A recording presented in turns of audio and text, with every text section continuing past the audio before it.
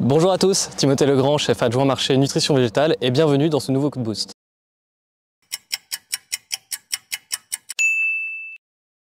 Dans ce dernier coup de boost, nous avions parlé de la reprise de végétation sortie d'hiver et aujourd'hui on va parler des stress hydriques. En effet, nous faisons face à un printemps extrêmement sec. Cette année, depuis le mois de mars, il est tombé en moyenne 24 mm d'eau dans les Hauts-de-France. Si on compare cela à l'année dernière pour cette même période, il était tombé 130 mm d'eau. Pour la plante, il existe deux types de stress hydrique, le déficit en eau ou l'excès d'eau. Lorsqu'il n'y a aucun signe de stress hydrique, la cellule de la plante est dite stable, donc en osmose. En cas d'excès d'eau au niveau de la plante, la pression de la cellule va augmenter. C'est ce qui s'appelle la turgescence de la cellule.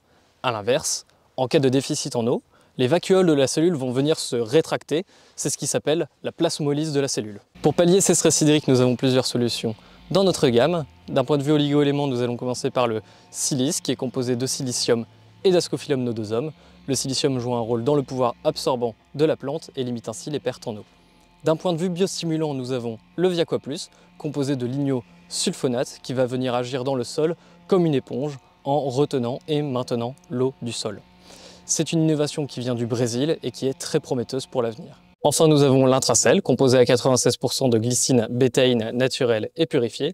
La glycine bétaïne est une protéine qui va venir agir dans la régulation de la pression osmotique de la cellule, limitant ainsi les phénomènes de turgescence et de plasmolyse. Donc, si vous avez la moindre question concernant les stress hydriques ou les solutions que nous avons dans notre gamme, je vous invite à contacter directement votre technico. Quant à moi, je vous dis à bientôt dans un nouveau coup de boost.